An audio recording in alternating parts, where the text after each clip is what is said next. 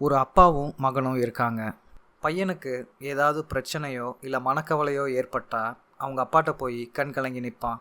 அப்போ அவனோட அப்பா அவனை பார்த்து, இவ்வளோதானே உன் பிரச்சனை, எல்லாம் சரியாகிடும் போ அப்படின்பாரு. அவங்க அப்பா சொன்ன மாதிரியே கொஞ்ச நாளில் அந்த பையனோட பிரச்சனையும் சரியாகிடும். தனக்கு என்ன கவலை ஏற்பட்டாலும் அப்பா இந்த பதிலை தான் சொல்லுவார் அப்படிங்கிறத பையன் புரிஞ்சுக்கிட்டான்.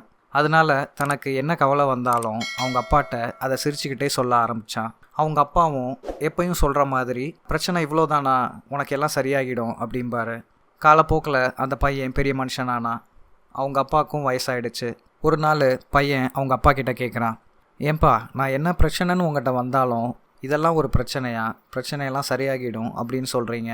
ஆனால் நீங்கள் சொல்கிற மாதிரி பிரச்சனையும் சரியாகிடுது, அது எப்படிப்பா அப்படின்னு கேட்டான். அதுக்கு அவங்க அப்பா சிரிச்சுக்கிட்டே சொல்கிறாரு, சில வருஷங்களுக்கு முன்னாடி உனக்கு பிரச்சனைனா கண் கலங்குவ.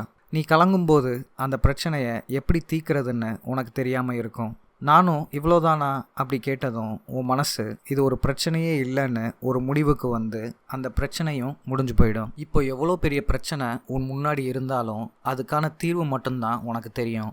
சின்ன வயசில் எனக்கு ஏதாவது பிரச்சனைனா என்னை பயமுறுத்த ஆள் இருந்தாங்களே தவிர எனக்கு தைரியம் கொடுக்க யாருமே இல்லை. அதனால தான் நான் எப்பவும் உங்ககிட்ட எந்த பிரச்சனைனாலும் இவ்வளோதானா, உடனே சரியாகிடும் போ அப்படின்னு உனக்கு தைரியம் கொடுப்பேன். நாம் எவ்வளோ புத்திசாலியாக இருந்தாலும் ஒரு நிமிஷம் இவ்வளவா அப்படின்னு நினச்சா நாம் அங்கேயே நின்றுடுவோம். ஆனால் இவ்வளோதானா அப்படின்னு நினச்சா நம்ம அதை தாண்டி அடுத்த கட்டத்துக்கு போயிடுவோம். அதனால் ஒருத்தங்க பிரச்சனையில் இருந்தால் அவங்களுக்கு தைரியம் கொடுத்து தான் பாருங்களேன். அவங்க எப்படி பிரச்சனையை சமாளிக்கிறாங்கங்கிறத பார்த்து நீங்களே ஆச்சரியப்படுவீங்க.